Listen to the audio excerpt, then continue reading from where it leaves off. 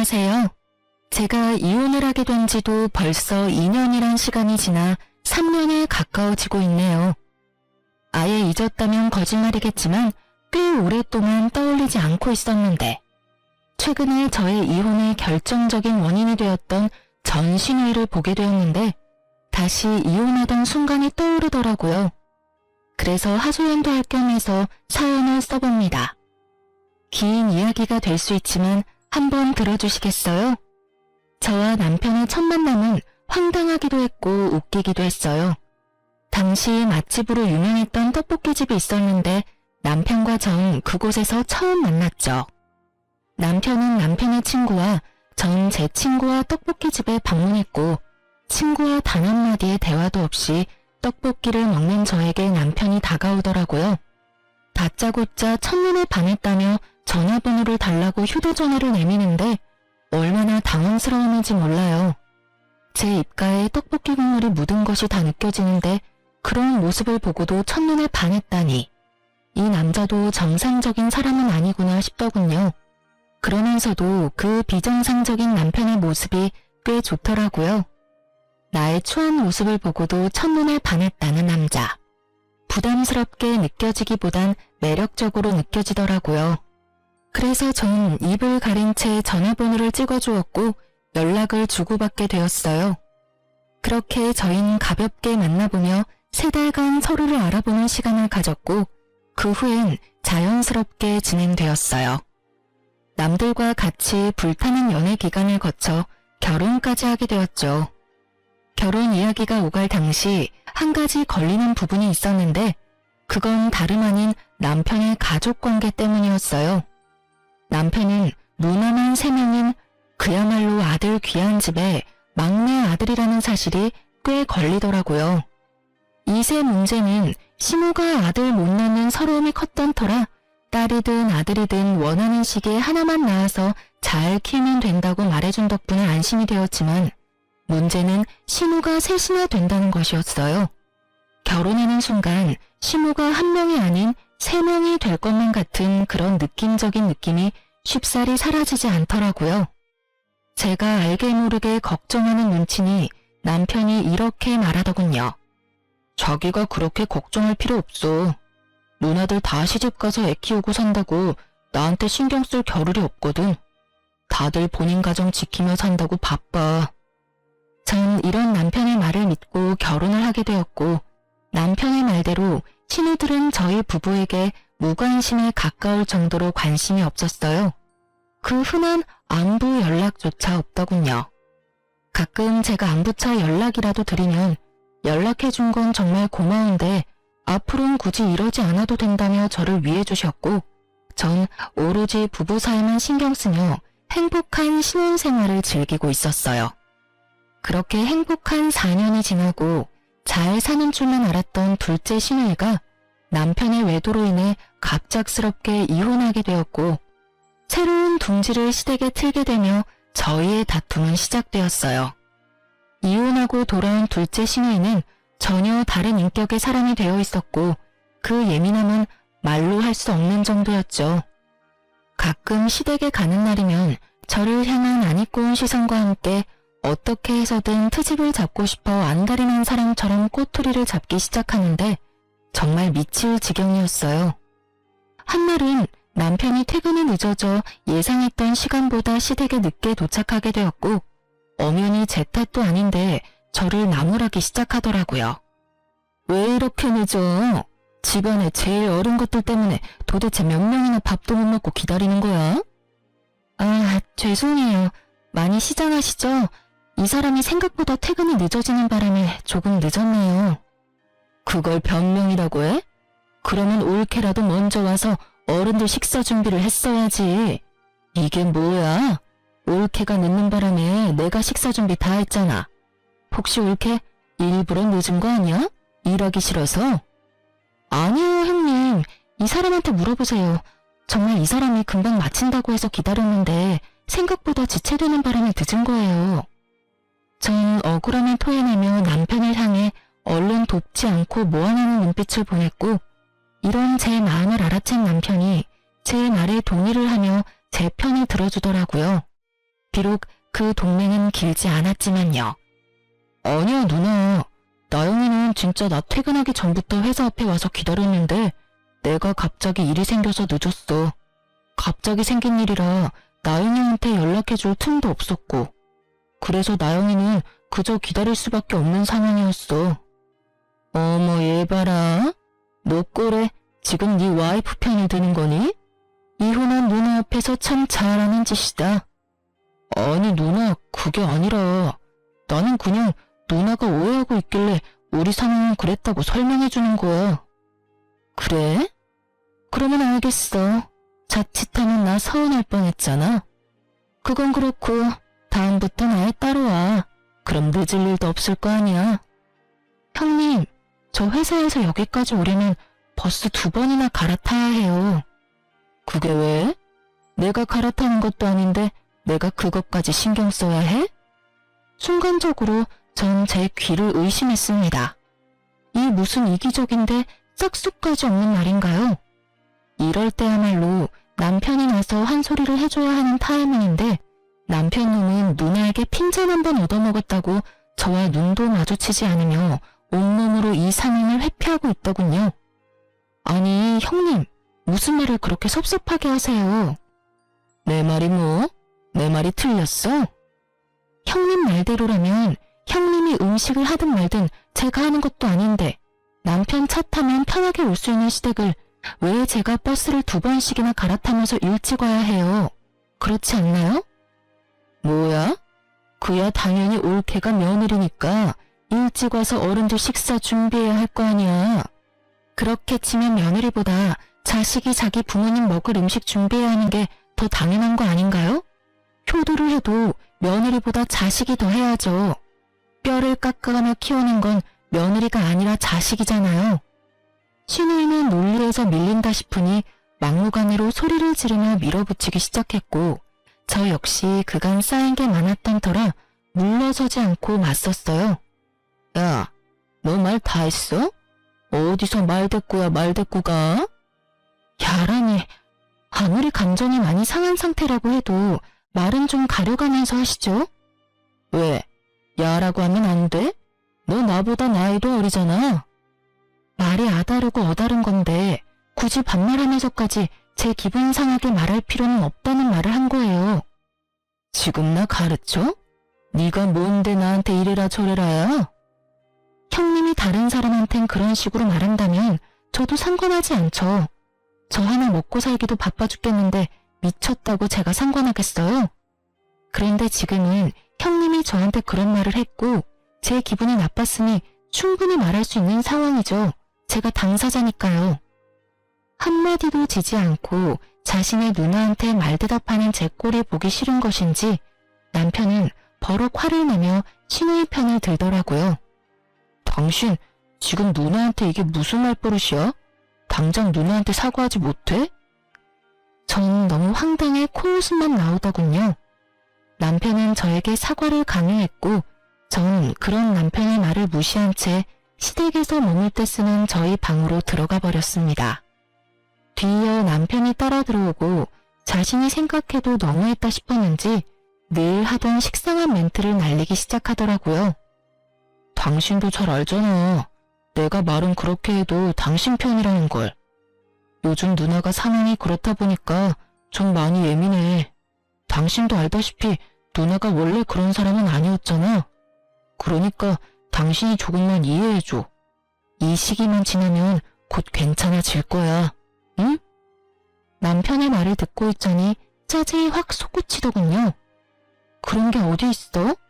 형님은 원래 그런 사람이 아닌 게 아니라 애초에 그런 사람이기에 지금 저렇게 행동하는 거야. 알겠어? 그리고 내가 처음부터 이랬어? 나도 처음엔 형님 잘 대해주려고 애썼어. 그런데 나만 애쓰면 뭐해? 상대방은 나랑 잘 지낼 생각조차 없어 보이는데. 내가 무슨 형님 봉이야? 형님 샌드백이야? 왜 애꿎은 나한테 화풀이를 하시냐 이 말이야. 전 그렇게 적나라하게 시누이에 대한 불만을 표했고 남편은 누나에 대한 험담 섞인 사실을 받아들이고 싶지 않았는지 기분 상한 티를 팍팍 내더라고요. 기분 상할 수도 있다고 생각했어요. 왜 그런 거 있잖아요. 내 가족 나는 욕해도 다른 사람이 욕하는 건 싫은 기분. 하지만 이젠 저도 가족 아닌가요? 남편이 시댁보다 더 보살펴야 할 가족은 이제 저잖아요. 시누이도 시누이지만 남편에 대한 실망감과 서운함이 더 커지더군요. 남편 역시 저에 대한 실망감이 컸는지 감정을 숨기지 않았고, 생각해보면 그때부터 남편은 저와 눈도 마주치지 않으며 거리를 두기 시작했던 것 같아요. 그러면서 제 편을 들지 않는 치졸한 방법으로 저에게 복수를 하기 시작하는데, 시댁에 갈 때는 늘 혼자인 기분이 들더군요. 거기에다 임신에 대해선 어떤 간섭도 하지 않겠다던 시모는 보란듯이 압박을 하기 시작하더군요. 예, 너희 결혼한 지가 벌써 4년이 지나간다. 이쯤 되면 너희도 아기 소식 들릴 때가 되지 않았니?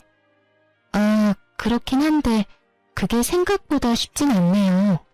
내가 웬만하면 이런 말까지 하지 않으려고 했는데 우리 둘째가 하는 말이 이렇게까지 자연 임신이 안 되면 문제가 있는 거라고 하던데 혹시 검사라도 해봤니?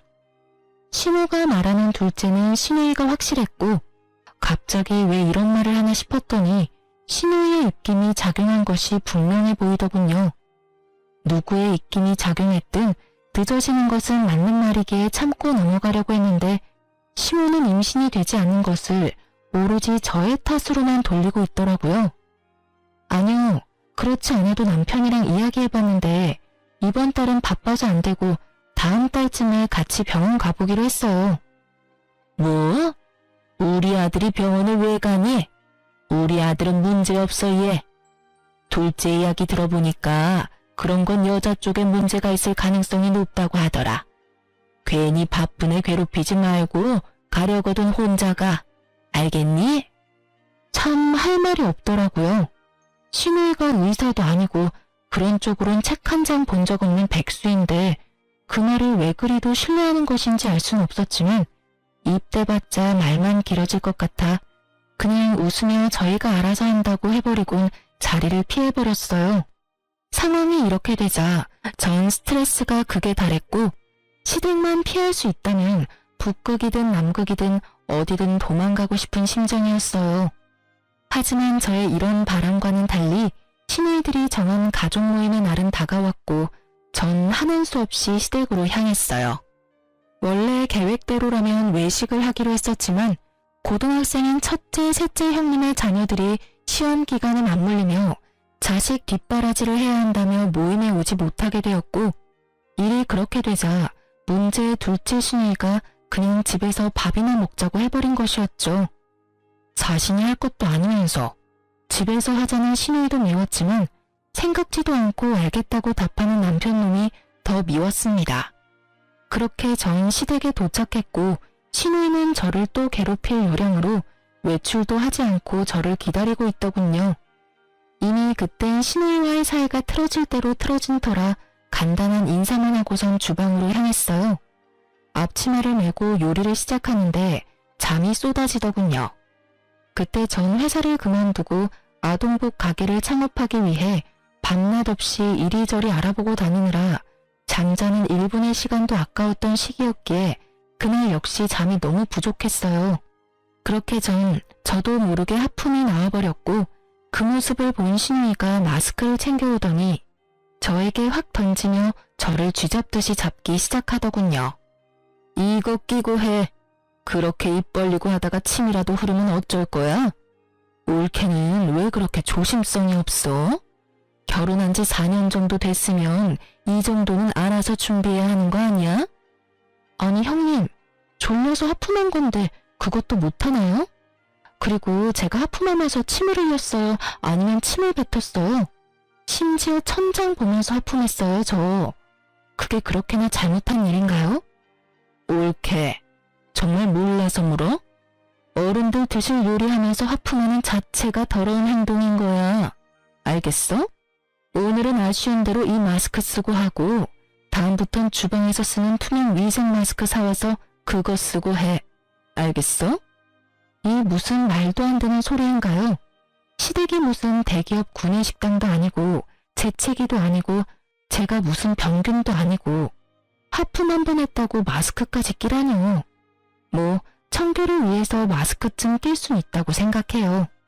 하지만 신우이의 말투와 표정에서 그저 제가 싫어 걸어오는 시비라는 것을 드러내고 있었고 이쯤 되니 전 참을 수가 없더라고요. 제 성격도 좋은 편이 아니었던 터라 이 정도면 할 만큼 했다는 생각이 들었고 계속 참고 살다간 모르긴 몰라도 정신병에 걸릴 것만 같았어요. 제가 하는 하품이나 행동이 그렇게 더럽고 고가우면 직접 와서 하세요. 전 이렇게 말하며 입고 있던 앞치마를 벗어 신우이에게 던져버렸고 하필 그 앞치마가 신우이의 얼굴에 정통으로 맞아버렸죠. 너 지금 나 때렸니? 의도한 건 아니었는데 어쩌다 보니 그렇게 됐네요. 뭐? 인연이 진짜? 극도의 흥분을 한 신우이는 한 걸음에 달려와 제 머리채를 잡았고 저 역시 그날은 물러서지 않겠다고 작정을 한 날이었기에 신우이의 머리채를 사정없이 잡고 흔들어 버렸어요. 그렇게 적군의 중심지에서 싸움을 해버린 저의 결과는 예상했다시피 외로움 그 자체였습니다. 시모는 간섭도 하기 싫다는 눈빛으로 혀끝을 차고 방으로 들어가 버렸고 남편이라는 놈은 일방적으로 저만을 제지하며 누나 편을 들기 시작했어요. 당신 진짜 미쳤어? 어떻게 신우의 머리채를 잡을 수가 있어? 당신이 제정신이야? 당신 누나한테 무릎 꿇고 빌지 못해? 당신이 왜 내가 당신 누나 머리채까지 잡았는지는 전혀 궁금하지가 않구나. 내가 오죽했으면 이렇게까지 할까 이런 생각은 안 해? 하긴 그런 생각조차 한 적이 없는 사람이니까 지금 이 순간에도 그딴 말도 안 되는 소리나 하고 있겠지. 뭐라고? 너 진짜 이딴 식으로 굴 거야? 아, 마지막으로 기회를 줄게. 지금 당장 우리 누나한테 무릎 꿇고 빌어. 감정을 억누르며 말하는 남편님을 보고 있는데 제 서러움은 폭발해버렸고 전 더는 시댁에서 있을 필요가 없다는 생각이 강하게 들더라고요. 그래서 전 남편에게 한마디 해주고선 제가 하던 음식을 다 버려버리고 시댁을 나와버렸습니다. 내가 한 음식은 형님이 더러워서 도저히 먹을 수가 없다네. 그러니까 이건 다 버릴게. 당신 식구들이 먹을 음식은 당신이 하든 그 잘난 당신 누나한테 다시 하라고 하든 알아서 하고 난 먼저 갈 테니까 밥을 먹고 오든 물을 먹고 오든 알아서 해.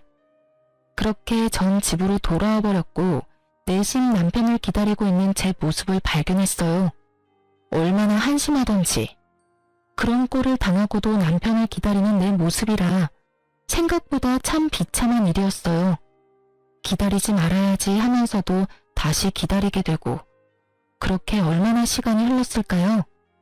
애증의 남편이 집으로 돌아왔고 저를 달래주기는커녕 무시하기 시작하더군요. 기대하는 바가 없어 실망할 것도 없다 싶었는데 서운한 마음이 드는 건 어쩔 수가 없더라고요. 생각해보면 전 그때까지도 남편을 사랑했던 것 같아요. 각방을 쓰면서도 이혼은 생각하지도 않고 있었으니까요. 이혼 고민은 아예 생각조차도 하지 않았다면 거짓말이겠지만 고민의 끝은 늘 그래도 참고 살아야지였어요.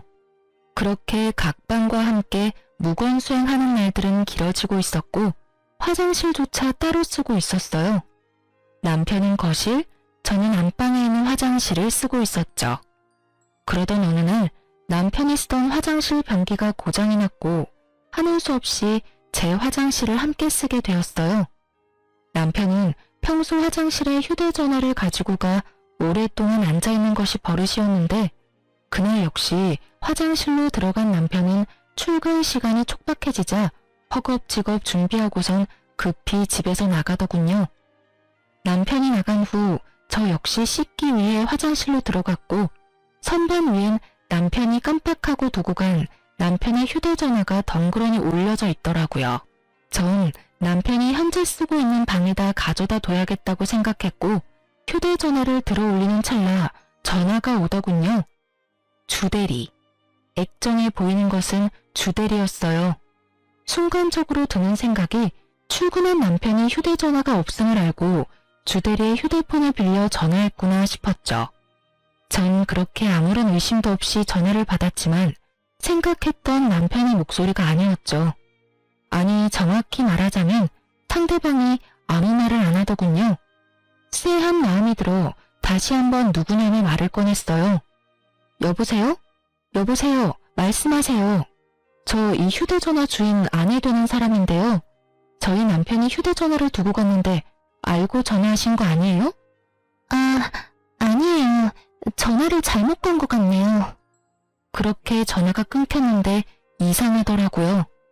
당연히 남자일 줄 알았던 주대리가 여자인 것도 이상했지만 무엇보다 이상했던 것은 떡하니 남편 휴대전화엔 저장되어 있는 번호인데 잘못 걸었다며 끊어버리니까요. 물론 남편과 아는 사이이긴 하지만 남편에게 전화를 걸려는 것이 아니었을 수도 있겠죠. 하지만 저의 직감은 무언가 큰 것이 저를 기다리고 있다는 느낌이 강하게 들더군요. 전 남편의 휴대전화를 살펴보기로 했고 평소 남편이 비밀번호를 바꿀 때마다 탁상용 달력 뒤편에 메모한다는 사실을 알고 있던 전 쉽게 남편의 비밀번호를 알아내 판도라의 상자를 열게 되었던 거죠. 그곳엔 제가 미처 알지 못했고 상상하지도 못했던 사실들이 가득하더군요. 잠금을 풀어낸 저는 주대리와 주고받은 대화부터 찾았고 그건 어렵지 않더라고요. 대화가 상단에 고정된 상태였으니까요. 주대리의 정체는 여러분이 생각하시는 대로 회사 동료가 아닌 현재 남편과 만나고 있는 상간녀였어요. 더 충격적인 건 상간녀는 신우이의 소개로 알게 되었다는 것과 그 여자 역시 유부녀라는 사실이었죠. 아무리 제가 밉고 마음에 들지 않는다고 해도 동생에게 여자를 소개시켜주다니요. 그것도 유부녀를요. 심지어 본인이 남편의 외도 때문에 이혼까지 해놓고선 어떻게 친동생에게 외도를 종용할 수가 있는 것인지 참 어이가 없더라고요. 누굴 탓하겠어요? 친구까지 소개해주며 바람을 종용하는 년이나 꼬신다고 외도나 저지르는 놈이나 용서할 수 없는 건 매 한 가지인걸요. 전 두 사람 다 절대로 용서할 마음이 없었고 저의 이런 굳은 심지를 더욱 굳건하게 만들어주는 메시지를 발견하게 되었어요. 그건 바로 신우이와 남편이 주고받은 메시지였는데 거기엔 신우이의 이런 말이 있더라고요. 너도 내 친구 만나면서 스트레스 좀 풀고 살아. 옳게 하는 꼴을 보니 너 숨도 못 쉬고 살 것 같더라. 내가 우리 동생 숨 쉴 틈 만들어주는 거야. 알겠어? 이런 누나가 어디 있니? 내가 생각해도 난 정말 세상에 둘도 없는 누나야. 네, 세상에 둘도 없긴 하겠더라고요. 자신이 남의 인생을 망치고 있다는 사실을 전혀 알지 못하는 신우이는 스스로에게 아낌없는 찬사를 보내고 있더라고요. 전 그렇게 괜찮다는 여자의 얼굴이 궁금했고 사진첩도 살펴보게 되었죠. 사진은 없을 수도 있겠다 생각했는데 친절한 남편님이 상간녀의 폴더까지 따로 만들어 사진들을 모아놨더라고요. 거기엔 상간녀와 함께 찍은 사진들로 가득했고 상간녀의 독사진 중엔 가운을 입은 사진이 있었는데 그 사진을 통해 상간녀가 한의사라는 사실을 알게 되었어요. 유니폼에 적힌 상으로 검색을 해보니 운이 좋게도 그 한의원은 부부가 운영하는 한의원이더라고요. 얼마나 기쁘던지. 전 모든 증거를 사진으로 남겼고 이혼을 위한 준비를 시작했습니다. 일단 하루 날을 잡고 친정으로 가 모든 사실을 미리 부모님께 말씀드렸어요. 신우이가 이혼하게 된 후 어떤 일들이 있었고 저 역시 행동을 어떻게 했는지, 그래서 현재 상황은 어떠한지, 그렇기에 앞으로 어떻게 할지에 대해 부모님께서 최대한 충격을 받지 않으시게 설명을 해드렸고 엄마는 이런 말씀을 해주셨어요. 우리 딸 그동안 많이 힘들었겠네.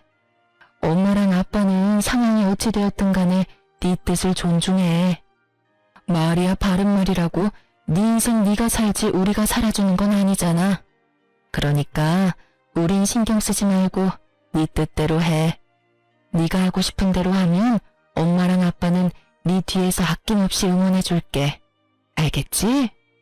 고마워 엄마. 그리고 아빠. 이혼을 결정하고 난 뒤 가장 걱정스러웠던 건 부모님의 반응이었는데 그것이 잘 해결되고 나니 거침이 없어지더라고요. 전 바로 다음날 한의원으로 찾아갔어요. 그날은 상간년을 쉬고 그 남편만 진료를 보는 날이었고 전 저의 진료 순서가 마지막이 될 수 있게 마지막 진료 시간에 맞춰서 병원에 방문했습니다. 계획대로 전 마지막 환자로 진료실에 들어가게 되었고 드디어 상간녀의 남편을 마주할 수 있었어요. 상간녀의 남편은 친절하게 저의 상태를 물어왔고 전 외도 증거들을 내밀며 이렇게 말했어요. 어디가 불편하셔서 오셨을까요? 제가 요즘 이것들 때문에 화병이 날 것만 같아서 찾아왔어요. 한번 봐주시겠어요? 제가 내민 증거들을 살펴보던 상간녀의 남편은 굳은 표정으로 저에게 묻더라고요. 상황이 좋진 않네요. 그렇죠? 거기다가 두 사람이 어떻게 만나게 된 줄 아세요? 신우이라는 인간이 자기 친구를 자기 남동생한테 소개해줬다고 하더라고요. 그러니 제가 억장이 무너지고도 남겠죠? 요즘 외도 중인 남편님만 생각하면 잠도 안 오고 계속 화만 나고 이러다 제 명예는 못 살 것만 같아서 찾아오게 됐어요. 그래서 제가 어떻게 하면 될까요? 저를 좀 도와주셨으면 좋겠어요. 어떻게 도와드리면 될까요? 도와주실 건가요? 네, 얼마든지요. 살펴보니 돕는다는 표현보단 함께한다는 표현이 더 맞는 것 같긴 하지만요. 그러면 지금 바로 저랑 어디 좀 가실 수 있을까요? 전문용어로 현장 급습이라는 걸 해보려고요. 저의 제안에 상간녀의 남편은 말없이 고개를 끄덕이며 가운을 벗더라고요. 그렇게 저흰 남편과 상간녀가 있는 곳으로 향했어요. 모든 사실을 알게 된 날, 전 휴대전화에 위치 추적 앱을 하나 깔았었어요. 그리고는 혹시 모르는 상황을 대비해 앱 숨김 기능을 이용해 숨겨두었던 거죠. 상상도 못했겠죠. 제가 자신의 휴대전화를 봤다는 사실도, 몰래 앱을 깔아놨다는 사실도요. 이러한 사실을 알지 못하는 남편은 신나게 여러 장소를 오가더군요. 드디어 남편의 위치가 한 곳에 멈추고 저와 상간녀의 남편은 앱이 알려주는 곳으로 향했고 앱의 정확도가 떨어져 그 주변을 맴돌기 시작했어요. 그러던 와중 남편의 차를 발견하게 되었고 그곳에서 남편을 발견하게 되었습니다. 남편은 고급 레스토랑에 있었는데 옆자리엔 상간녀가 앞자리엔 신우이가 자리하고 있더군요. 어쩜 그렇게 화기애애하게 모여있을 수가 있는지 그 모습을 보는데 화는커녕 허탈하더라고요. 저라고 처음부터 신우이에게 그렇게 막대먹게 군 건 아니었어요. 처음 신우이가 이혼하고 돌아왔을 땐 저도 신우이에게 살갑게 굴며 잘 대해주려고 했었어요. 안쓰럽기도 했던 것 같아요. 다른 것도 아닌 믿었던 남편에게 배신당하고 돌아온 신우이였으니까요. 같은 여자로서 그리고 가족으로서 한 사람을 진심으로 보듬어주려고 애썼었는데 그런 저의 마음을 짓밟고 막대했던 건 다름 아닌 신우이였습니다. 저에겐 그렇게 상식이란 없는 사람처럼 막대하더니 그곳에 웃고 있는 모습을 보는데 참 허탈하더군요. 남편의 미소도 마찬가지였었고요. 그런 저와는 달리 상간녀의 남편은 더욱 굳은 표정을 하며 그 인간들에게 다가가고 있더군요. 저도 그 뒤를 따랐고 아무것도 모르는 상간녀와 제 남편은 신우의 시선에도 아랑곳하지 않고 서로 음식을 먹여주며 손을 잡고 있더군요. 테이블에 가까워지자 저희를 먼저 발견한 신우이가 두 사람에게 빨리 떨어지라는 사인을 보내는 듯 했지만 눈치를 사이좋게 쌈 싸먹은 남편과 상간녀는 계속해서 애정행각을 벌이더라고요. 이윽고 저희가 테이블 앞에 섰을 때 놀란 상간녀가 남편의 손길을 뿌리치며 그 자리에서 벌떡 일어섰지만 이미 늦은 일이었죠. 이미 걸어오며 볼 꼴 못 볼 꼴을 다 본 후였으니까요. 자리에서 일어난 상간녀는 신우이를 손가락으로 가리키며 자기 남편을 향해 변명 섞인 설명을 하기 시작하더라고요. 그게 여보, 이게 어떻게 된 일이냐면 당신도 내 친구 알지? 얘가 내 친구인데 남동생이랑 저녁을 먹고 있다길래 친구도 볼 겸 혼자 먹기 싫기도 해서 겸사겸사 합석해서 먹고 있었어. 정말이야. 뭐 어느 정도는 맞는 말이긴 하더군요.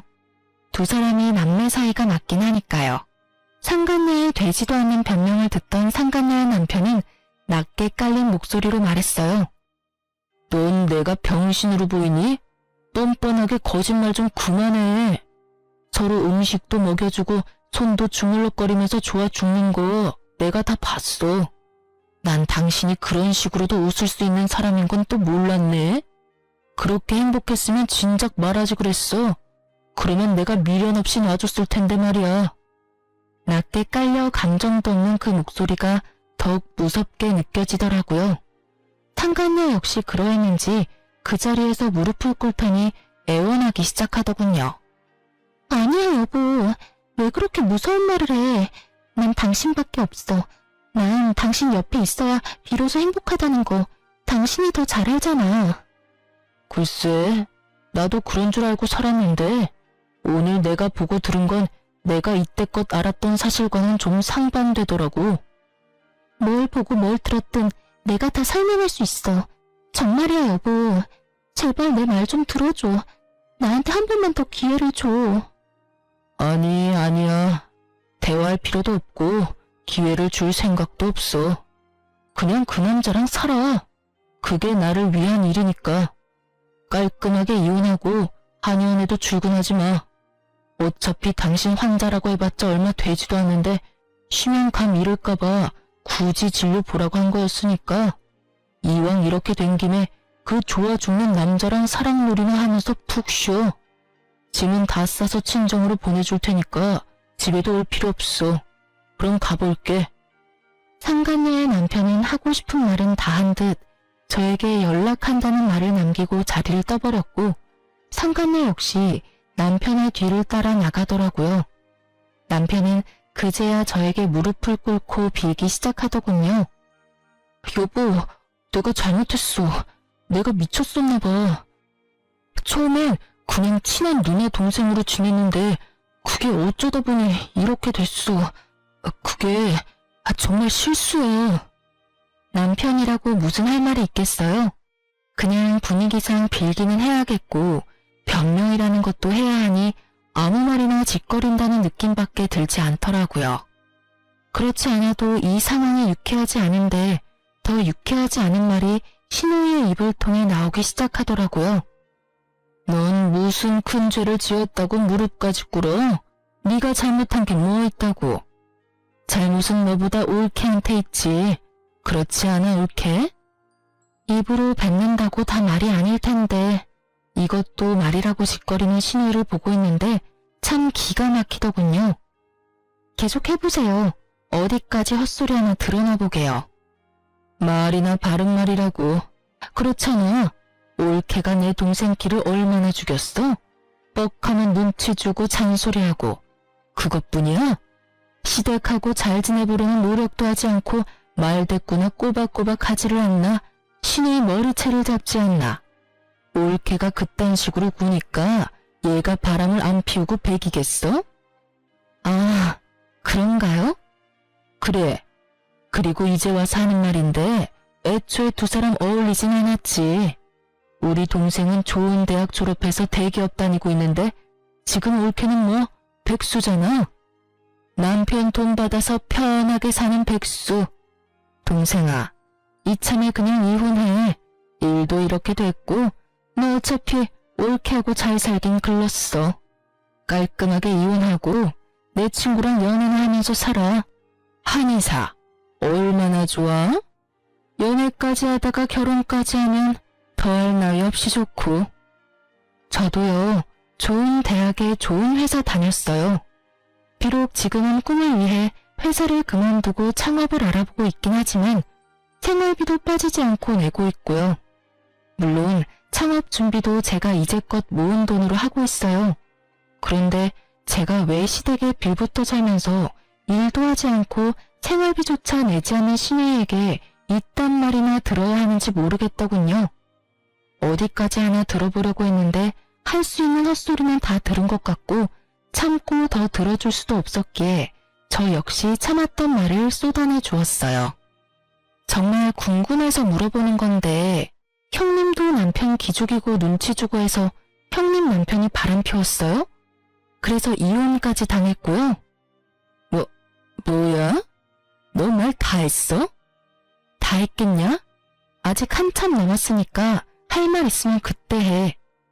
이혼당하고 친정에 빌붙어서 살면 조용히나 살지 이게 무슨 짓일까? 아무리 생각해도 내가 이해가 안 돼서 그래. 동생이 바람 피운다고 해도 말려야 할 판국에 여자를 소개해줘? 바람 피우라고 부추겨? 참 대단하다 대단해. 야, 너 진짜 내가 가만 안 둬?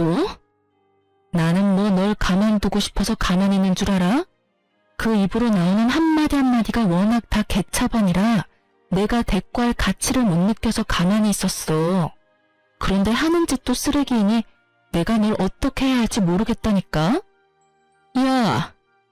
고함을 지르며 금방이라도 저에게 달려들려는 신우이에게 전 상간녀가 먹던 와인을 그대로 뿌려버렸습니다. 남편놈은 아무 말도 하지 않고 그저 바라만 보고 있었고 전 그런 남편놈의 머리 위로 상간녀와 먹던 음식들을 부어버렸어요. 두 사람 다 제가 이 정도까지 할 거라 예상을 못했는지 어버버하며 와인과 음식을 닦아내기 바쁘더라고요. 쓰레기 같은 인간한테 딱 어울리는 꼴이다. 당신 이게 무슨 짓이야? 이 정도면 양호한 줄 알아. 오물을 확 부어버리고 싶은 걸 겨우 참았어. 너 아까 그 여자랑 아주 죽고 못 살더라? 한의사가 그렇게 좋았어? 사랑한가 너밖에 없다고 난리를 부리더니 이제 와서 나한테 왜 무릎까지 꿇고 그래? 뭐? 실수? 넌 실수라는 단어의 뜻을 모르니? 그게... 내가 미안해. 내가 정신이 나갔었나 봐. 남편은 다 기어들어가는 목소리로 고개를 숙였고 신우이는 와인을 다 닦아냈는지 저를 죽일 듯이 노려보고 있더라고요. 그 한심한 두 인간과 계속 같은 장소에 있었다간 큰일을 낼 것만 같아서 중요한 한마디만 던져주고 그 자리를 벗어났어요. 그만하자 그만해. 우리 이혼해. 집은 한동안 내가 지낼 테니까 너는 네 누나랑 같이 가. 그렇게 전 집으로 돌아왔고 소식을 전해 들은 시모에게서 전화가 오더군요. 딸도 이혼하고 돌아왔는데 아들마저 이혼이라니. 시모 입장에선 이건 절대로 말려야 한다 싶었겠죠. 아가, 이게 무슨 일이니 도대체. 이혼이라니. 말 그대로예요. 저 어머님 아들이랑 이혼하려고요. 갑자기 왜 그래? 너희 싸웠니? 아니, 아무리 싸웠다고 해도 이혼이 그렇게 쉽게 결정할 문제야? 상황이 이렇게 심각한데 이 와중에 시모에게 아무 말도 하지 않은 것 같더라고요. 숨긴다고 숨겨줄 것도 아닌데. 그래서 전 있는 사실 그대로 시모에게 알려줬어요. 그냥 싸워서 헤어진 게 아니고요. 남편이 바람 피워서 이혼하고 돌아온 어머님 딸이 충격이 컸는지 자기 친구를 어머님 아들한테 소개해줬더라고요. 뭐라고? 그게 사실이야? 놀랍게도 사실이에요. 자기도 이혼했으니 동생도 이혼하길 바랬나 보죠 뭐. 동생한테 여자나 붙여주는 누나나 조강지쳐 내팽개치고 바람이나 피우는 동생이나 둘 다 참 생각도 없고 어이도 없고 상식도 없던데요. 그러니까 저한테 전화해서 이러지 말고 어머님 자식들이나 볶으세요. 전 이혼 준비로 바빠서요. 그럼 들어가세요. 모든 사실을 안 시댁에서 내심 두 사람을 쫓아내주길 바랬는데 두 사람이 그 모양 그 꼴인 건 이유가 있지 않겠어요? 모든 사실을 분명 다 알았을 텐데 시부에게선 이렇게 문자가 왔더라고요. 이야기 다 들었다. 내 이야기를 들어보니 우리 애들 답만 아닌 것 같더구나. 자고로 집안에서 여자가 남편 내조를 잘해야 하고 시댁과의 관계에서도 여자가 잘했어야지. 오죽했으면 우리 애들이 그런 짓까지 했겠어. 그러니 너도 남편만 하지 말고 반성 좀 하고 조용하게 이혼했으면 좋겠구나. 웃음이 다 나더군요. 그러면서도 저딴 부모 밑에서 보고 자랐으니 저 모양 저 꼴이지 싶더라고요. 전 변호사를 만나 이혼을 진행했고 이혼이란 게 생각보다 참 쉽더라고요. 시간이 걸리긴 했지만 쉽게 이혼하게 되었어요. 상간녀 때문인지 남편은 이혼 이야기를 꺼낸 저보다 이혼을 서둘렀고 제가 이혼 당시 원했던 공동명의 집도 신우이에게 청구했던 위자료도 비교적 깔끔하게 받고 끝날 수 있었어요. 상간녀 소송도 함께 진행했고 소송 역시 제가 원하는 방향으로 끝이 났어요. 전 남편은 저와 이혼만 하면 꽃길을 걸을 수 있다고 생각했는지 법원에서 만난 전 남편의 얼굴엔 웃음꽃이 피었더군요. 상간녀도 이혼할 것이 분명하고 한의사니 돈도 꽤 있을 거라 생각했을 테니까요. 그 아니란 생각이 얼마나 웃기던지 저 역시 웃음으로 맞대응해줬네요. 밝게 웃는 제 모습에 기분이 뒤틀린 전 남편은 괜한 시비를 걸어오더라고요. 고맙다. 이혼하자고 해줘서. 덕분에 난 한의사 남편 되게 생겼네. 너도 알지? 그 여자 한의사인 거. 너한테 생각보다 돈을 많이 뜯겨서 속이 좀 쓰리긴 한데 좋게 생각하기로 했어. 그까짓 돈 또 벌면 되지 뭐. 그러니까 앞으로는 각자 알아서 잘 살자고. 난 잘 살 건데 너는 어떨지 모르겠다.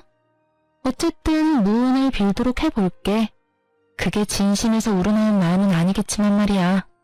그렇게 저와 이혼을 하게 된 전 남편의 앞날은 꽃잎도 보이지 않았고 그저 먹구름만 가득한 나날들이 이어졌어요. 제가 무사히 받을 거 다 받고 이혼했다는 소식을 전해들은 상간녀의 남편은 그 길로 전 남편의 회사로 찾아갔고 그곳에서 난동을 피웠다고 하더라고요. 그 얌전하고 차분해 보이는 사람이 난동이라니. 쉽게 상상되진 않았지만 제대로 난동을 피운 건 맞는 것 같더라고요. 그 덕에 전 남편의 회사에 유부녀의 외도로 이혼당한 사실이 알려져 진급도 물거품이 되고 권고사직 이야기도 오가고 있다고 하니 말이에요. 거기에다 전 남편이 믿고 있던 상간녀는 알고 보니 내세울 것은 한의사라는 것 하나뿐인 찢어지게 가난한 집 딸이라고 하더라고요. 그러거나 말거나 전 남편은 이혼하며 한몫 크게 떼나올 수 있을 거라고 큰 꿈에 젖어 있는 것 같은데 그건 그야말로 꿈과 같은 것이었죠.